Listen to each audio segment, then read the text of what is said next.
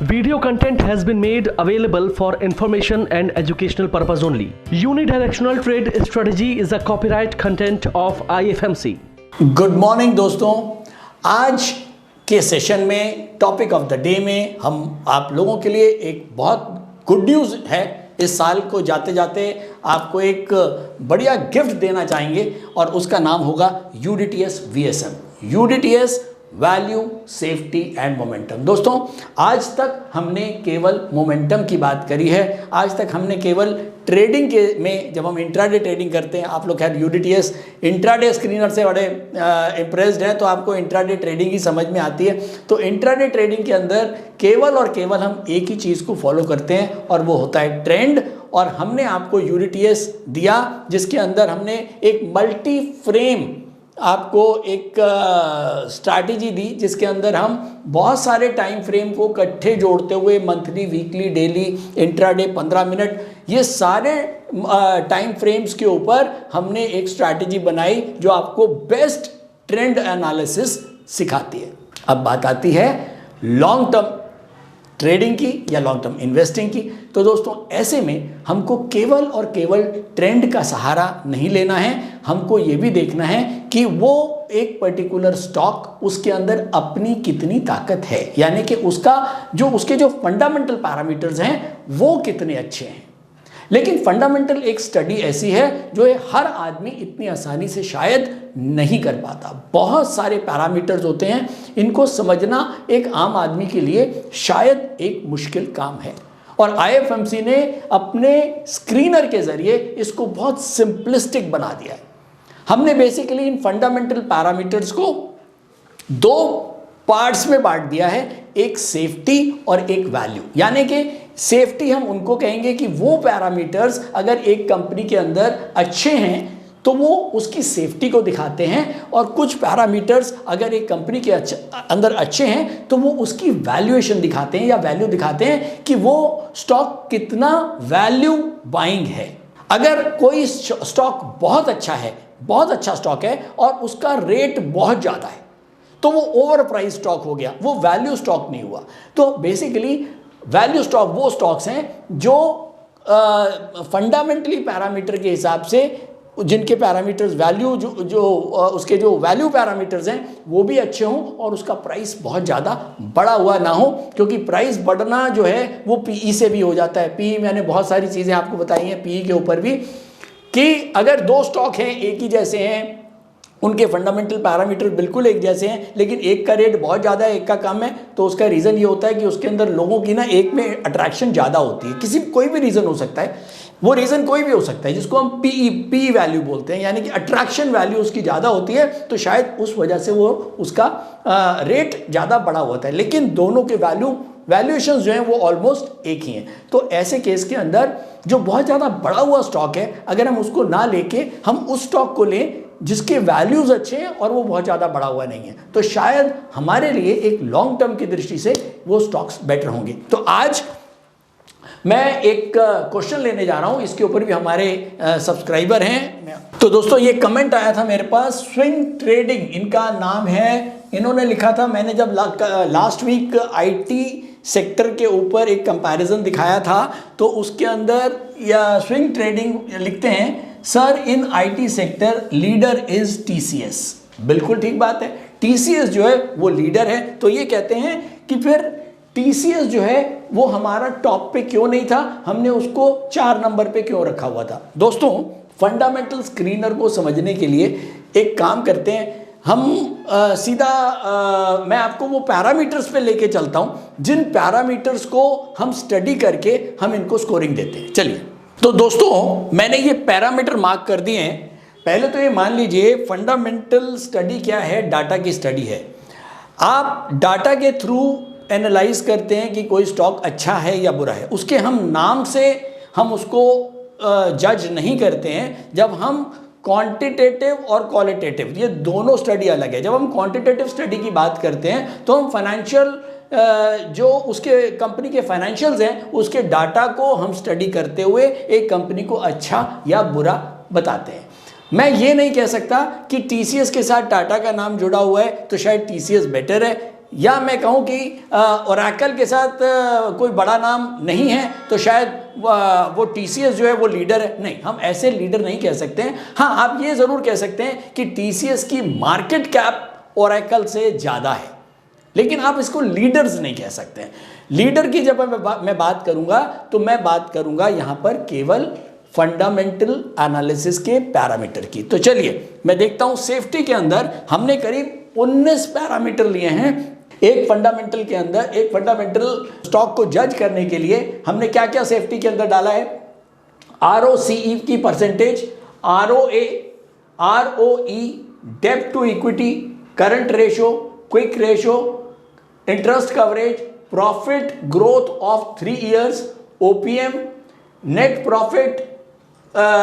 Profit previous annually, FII holding, promoter holding, DII holding, market cap to cash flow, earning yield, dividend pay out, promoter holding और FII holding. ये 19 parameters हैं जिसके ऊपर हम एक stock की safety को हम फंडामेंटली जज करने की कोशिश करते हैं। अगर मैं वैल्यू की बात करूं तो वैल्यू के ऊपर हमने करीब 16 पैरामीटर्स लगाए हैं। Sales growth of 3 years, inventory, asset turnover ratio, promoter holding, DII holding, FII holding, peg ratio, EBITDA, dividend yield, cash conversion cycle, PE, price to sale, price to book value, dividend pay out, Piotroski score और Altman Z score. तो basically हमने 16 parameters value के लिए और 19 parameters हमने safety के लिए डाले। अब अगर एक कंपनी की पहली चीज तो ये कि हम लार्ज कैप को लार्ज कैप के साथ कंपेयर करेंगे, मिड कैप को मिड कैप के साथ और स्मॉल कैप को स्मॉल कैप के साथ। अगर दो लार्ज कैप की कंपनीज हैं, उसमें ROCE एक की बेटर है और एक की कम है, तो ऑब्वियसली हम कम वाले को कम नंबर देंगे।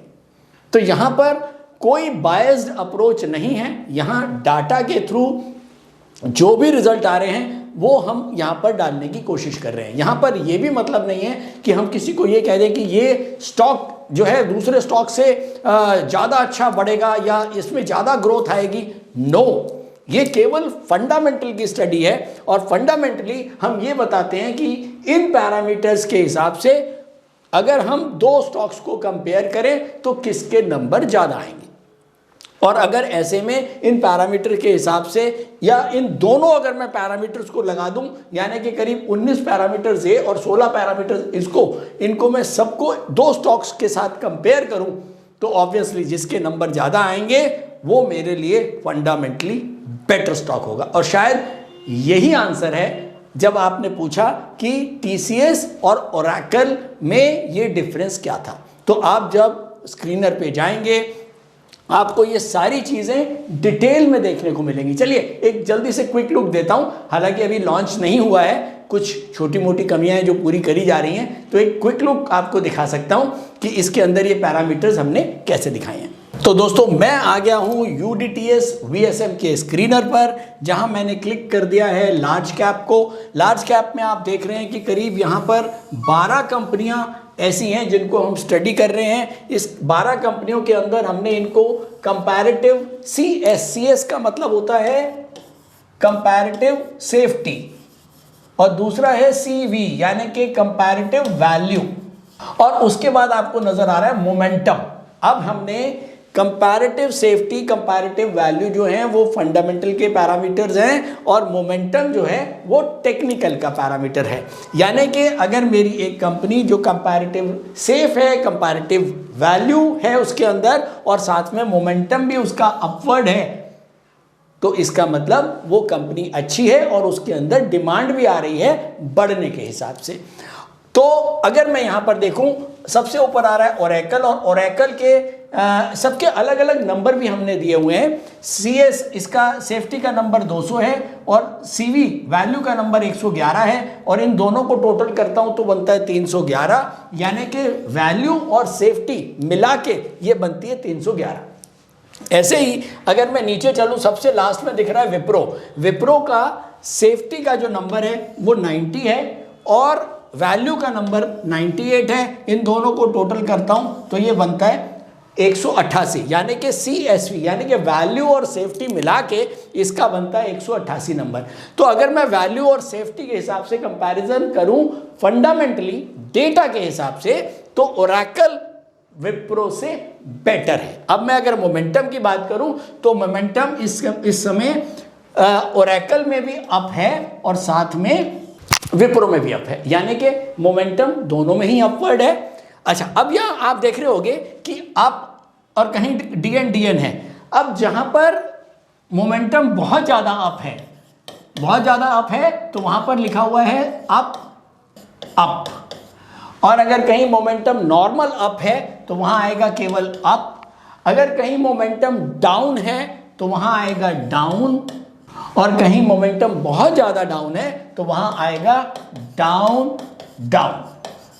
तो बेसिकली आपको 4 किस्म के मोमेंटम भी यहां पर नजर आएंगे। जैसे आपको यहां दिख रहा है डाउन यानी कि रेड हो गया, और ग्रीन है तो अप होगा, ब्लू है तो अप होगा। तो बेसिकली आपको यहां पर फंडामेंटल पैरामीटर्स के साथ हमने आपको टेक्निकल पैरामीटर्स दोनों ही मिक्स करके दिए हैं, जो आपको एक जज करने में आसानी देते हैं, एक क्विक लुक देते हैं कि अगर मैं IT की कंपनीज देख रहा हूं तो ओरेकल को सबसे ज़्यादा पॉइंट मिल रहे हैं, उसके बाद HCL टेक को मिल रहे हैं दूसरा, फिर तीसरा number Infosys, Mindtree, TCS, Coforge, Tata Elxsi, Mphasis, Tech Mahindra, L&T Infotech, Persistence और विप्रो। तो ये बेसिकली फंडामेंटल पैरामीटर्स के हिसाब से आप क्विक ग्लांस में चेक कर सकते हो कि मेरे स्टॉक की परफॉर्मेंस बाकी स्टॉक के मुकाबले कैसी है। चलिए अब जल्दी से मैं आपको दिखाता हूं, नीचे चलते हैं। ये देखिए नीचे जो है वो आप देख सकते हैं, इसकी कंप्लीट डिटेल जो मैंने आपको बताई है ये आ रही है सेफ्टी की स्कोरिंग।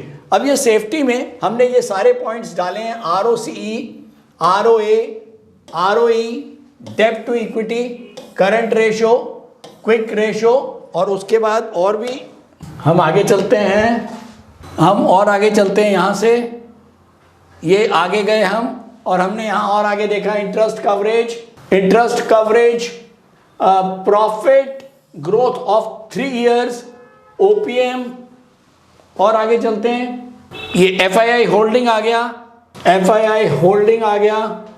उसके बाद ये आ गया promoter holding, DII holding, market cap to cash flow, earning yield, dividend pay out value, उसके बाद ये आ गया आपका promoter holding value, FII holding value. तो ये इस तरह से कंप्लीट हमने सारे जितने भी पैरामीटर्स हैं उनको एक क्विक ग्लांस में स्टूडेंट जो है वो आराम से देख सकता है। ऐसा नहीं कि आपको एक स्टॉक को पढ़ने के लिए आपको डिफरेंट साइट्स पे अलग अलग जाना पड़े, आपको एक क्विक लुक मिल जाएगा। और अगर आपको लगता है कि 15 में से आपने 2 स्टॉक अच्छे चूज करे हैं तो फिर आप उन पर्टिकुलर स्टॉक्स को उनकी वेबसाइट की कंपनी की वेबसाइट पे जाके उनकी डिटेल्स चेक कर सकते हो और उनको और आगे उनका अपना जो रिसर्च है वो कर सकते हो। तो बेसिकली एक रेडी रेकनर क्विक ग्लांस में देखने के लिए आपके पास हमेशा तैयार रहेगा यूनिटीएस VSM। एक काम करते हैं, एक छोटा सा एग्जांपल ले लेते हैं कि किस तरह से ये जो स्क्रीनर है ये पैरामीटर को रीड करके उनको स्कोरिंग देता है। चलिए हम एक पैरामीटर ले लेते हैं कोई भी, और मैं ले लेता हूं यहां पर एक पैरामीटर मुझे दिख रहा है ये डिविडेंड यील्ड। डिविडेंड यील्ड के बारे में आप सब लोग जानते हैं। डिविडेंड यील्ड यहाँ पर मैंने मेंशन कर दी है। टाटा एलेक्सी की जो डिविडेंड यील्ड है वो 0.5 है, TCS की 1.43, Mindtree 1.17, Coforge 1.5, L&T 1.01 and so on. और इसके बगल में हमने यहाँ पर ये दे दी है डिविडेंड यील्ड की रैंक। अब यहाँ पर जिसका डिविडेंड यील्ड सबसे ज़्यादा होगा हम उसको सबसे ज़्यादा नंबर दे देंगे, और जिसका डिविडेंड यील्ड सबसे कम होगा हम उसको कम नंबर देंगे। ठीक है, तो अब यहाँ पर सबसे ज़्यादा अगर मैं देखूँ तो वो नंबर मिल रहे हैं 10, वो मिल रहे हैं एम्फेसिस एम्फेसिस की जो डिविडेंड यील्ड है इस समय वो है 2.25। तो इसीलिए हमने इस पैरामीटर के हिसाब से हमने इसको दिए हैं 10 नंबर, और उसके बाद जो नीचे नंबर आ रहा है वो आ रहा है विप्रो का 1.52 है उसका, तो हमने इसको 8 नंबर दिए हैं। 8 नंबर से कम आ रहे हैं 7 नंबर, यानी कि कोफोर्ज के 1.5, और ऐसे ही सबसे कम नंबर हमने दिया है 1 नंबर दिया है टाटा एलेक्सी को, क्योंकि इसकी डिविडेंड यील्ड जो है वो है 0.5%। तो बेसिकली हमने इस तरह से कि जिसके पैरामीटर्स, जिस कंपनी का एक पर्टिकुलर पैरामीटर सबसे ज़्यादा परफॉर्म कर रहा होगा उसको सबसे ज़्यादा नंबर मिलेंगे, और जिसकी परफॉर्मेंस सबसे कम होगी उसको स्कोरिंग सबसे कम मिलेगा। तो इसी वे में अब आप देखें कि टोटल अगर मैं यहाँ पर देखूँ तो फाइनली इसी तरह से अब जैसे लास्ट में मैं अगर सीधा आ जाऊँ तो ओरेकल जो फाइनेंस है इसको सेफ्टी के हिसाब से 200 नंबर मिल रहे हैं। 200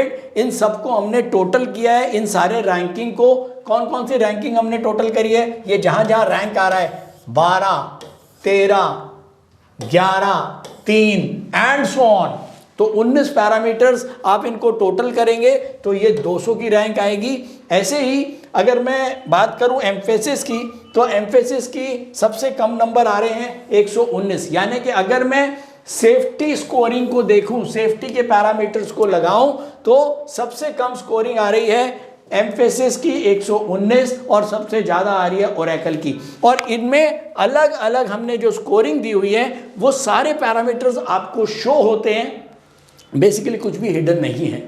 बहुत क्लैरिटी के साथ आप ये सारे के सारे पैरामीटर्स देख सकते हैं और उनको अपने आप भी स्कोरिंग कर सकते हैं। कोई इतना बहुत बड़ी चीज़ नहीं है, लेकिन हाँ, क्योंकि ये अपने आप में एक कम्बरसम काम होता है कि हर आदमी के बस का ये नहीं है, या हर स्टूडेंट के बस का ये नहीं है कि वो हर स्टॉक को अलग अलग जाके उनके पैरामीटर्स को देखे। तो ये स्क्रीनर बेसिकली आपको पूरा एक साथ हेल्प कर देता है कि अगर मुझको आईटी की कंपनीज को चेक करना है तो मैं लार्ज कैप में सीधा जाऊंगा, और लार्ज कैप में जाके तो मैं लार्ज कैप में जाऊंगा, और लार्ज कैप में मुझे जो भी कंपनियां दिखेंगी मेरे को उसमें क्विक ग्लांस में पता लग जाएगा कि किसी कंपनी की सेफ्टी परफॉर्मेंस, वैल्यू परफॉर्मेंस और मोमेंटम परफॉर्मेंस कैसी है, और ये मुझको पता है।